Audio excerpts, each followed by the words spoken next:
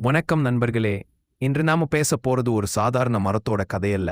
1000 ஆண்டுகளாக நம்மிடையே உயிரோடு நிக்கிற ஒரு மரம், ஒரு மரபு, ஒரு சக்தி, ஒரு ரகசியம், ஒரு புனிதம். அதுதான் கருங்காலி. கருங்காலி என்ற பெயரை கேட்ட உடனே நம்ம மனசுக்குள்ள ஒரு ஆழமான கருப்பு நிறம், ஒரு அடர்ந்த காடு, ஒரு அமைதியான சக்தி, ஒரு நிலையான பெருமை, இப்படி பல நிரல்களோட ஆரம்பிச்சு விடும். அந்த கருங்காலி மரத்துக்கு பின்னால இருக்கும் வரலாறு நமக்கு தெரிஞ்சா, இந்த மரம் என்கிறதுக்கு பதிலா உயிர்னு சொல்லுவோம். ஒரு மனிதன் 100 ஆண்டுகத்தான் வாழ முடியும். ஆனா ஒரு கருங்காலி மரத்தின் பயணம், அதன் கதைகள், அதன் நம்பிக்கைகள் 1000 ஆண்டுகள் கடந்தும் இன்னும் உயிரோடு நிற்கிறது. கருங்காலி மரம் உருவாகும் இடம் தென்னிந்தியாவின் அடர்ந்த காடுகள்.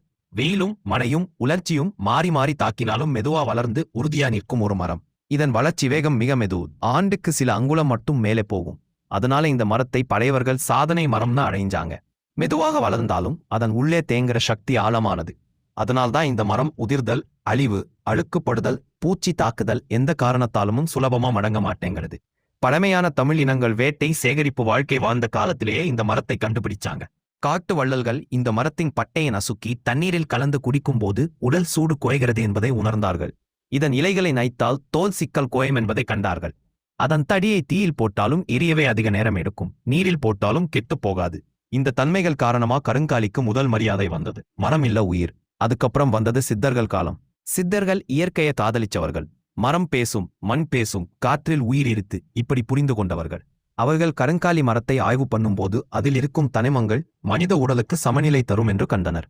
கருங்காலி பட்டை தண்ணீரில் ஊற வைத்து குடிச்சா உடம்பு சீக்கிரம் சமநிலை அடையும் என்று சித்தர்கள் எழுதினாங்க. அதில் இது குளிர்ச்சி தரும் மரம், தனிவு தரும் மரம், நச்சை நீக்கும் மரம், இரத்தத்தை சுத்தப்படுத்தும் மரம், மன அழுத்தத்தை இறக்கி அமைதி தரும் மரம். இந்த மரத்துக்கான ஆன்மீக ரகசியம் இன்னும் ஆழமானது. பழைய பண்டிதர்கள் சொன்னது, ஒரு வீட்டு திசை தவறினாலும், நெகட்டிவ் சக்தி இருந்தாலும், வீட்டில் பிரச்சனை அதிகமாயிருந்தாலும், மனுஷன் பயம், கோபம், கவலை சுமந்திருந்தாலும் என்று கருங்காலி மரத்தின் அதிர்வு மாறும். மனம் அமைதி அடையும், கோபம் குறையும், சண்டை குறையும், தூக்கம் வரும், மனசுமை இறங்கும். இது சமயம் சம்பந்தமா சொன்ன நம்பிக்கை இல்ல, வீட்டில் வாழ்ந்த அனுபவத்தை பார்த்து சொன்ன உண்மை. அதே சம்பந்தம் கோயில்களிலும் நடந்தது. பழைய கோயில்களின் கதவுகள், சன்னதி அறைகள், கோயில் பெட்டிகள் எல்லாம் பருங்காலி மரத்தாலே செய்யப்பட்டது. ஏன் தெரியுமா? காரணம், இந்த மரம் தாங்கும். வெயிலோ மழையோ இதை கெட்டுக்காது. பூச்சிகளோ புழுகளோ இதை தீண்ட முடியாது. தண்ணீரில் இருந்தாலும் அழியாது. அதனால்தான் கோயில் கதவுகள் நூற்றாண்டுகள் கடந்தும் ஒரே நிலையில நிற்கிறது. கருங்காலி ஒரு மரம் அல்ல, அது காலத்தை கடந்து நிலைத்திருக்கும் சக்தி. இப்போ நம்ம பயணம் இன்னும் பெரிய வரலாற்றுக்குள்ள போகுது.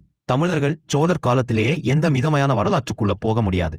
தமிழர்கள் சேவர் காலத்திலேயே கருங்காலி மரத்தை உண்மைகள்டி அடர்த்தி அதிகம், நீண்ட காலம் அழியாதது.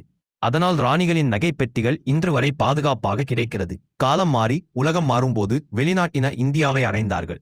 அவர்கள் நம்ம கருங்காலி மரத்தை பார்த்ததும் அதிர்ச்சி அடைந்தாங்க.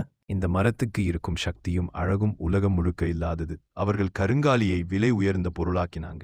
இசைக்கருவிகள் செய்ய இந்த மரம் பெரிதும் பயன்பட்டது.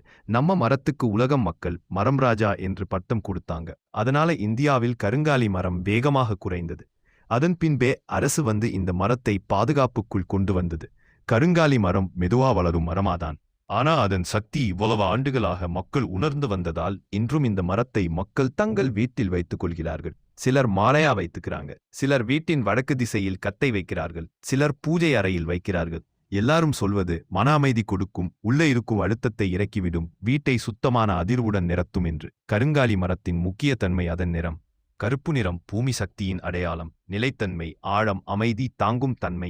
கருங்காலி இத்தனை சக்திகளின் உருவமாக இருக்கிறது. அதனால இதன் கட்டையை பார்த்தாலே மனசுக்குள் ஒரு அமைதி.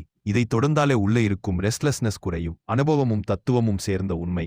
காடு, கலாச்சாரம், மருத்துவம், ஆன்மீகம், இவை நாலுமே கருங்காலியை ஒரு மரம் மட்டில்ல, ஒரு உறுதியான உயிரா மாற்றி இருக்கிறது. ஒரு வீட்டுக்கு கருங்காலி வந்தால் அந்த வீட்டின் அதிர்வு மாறும். ஒரு மனிதன் கருங்காலி மாலை அணிந்தால் மன அழுத்தம் குறையும். ஒரு பூஜை அறையில் கருங்காலி இருந்தால் அமைதி பெருகும். இது ஒரு நம்பிக்கை மட்டுமில்ல, ஒரு பழமையான தமிழின் உணர்ச்சி. ஒரு தலைமுறையிலிருந்து அடுத்த தலைமுறைக்கு சென்ற உயிரான பொருள். இது கருங்காலி, தமிழ் நிலத்தின் சின்னம், அடையாளம், நம்ம முன்னோர்களின் ஜீவன் கலந்த ஒரு வரலாறு. இந்த வீடியோ பிடித்திருந்தால் லைக் பண்ணுங்க, ஷேர் பண்ணுங்க, சப்ஸ்கிரைப் பண்ணுங்க, மறக்காம பெல் ஐக்கானை அழுத்துங்க. மறுபடியும் ஒரு நல்ல கதையோடு உங்களை சந்திக்கிறேன்.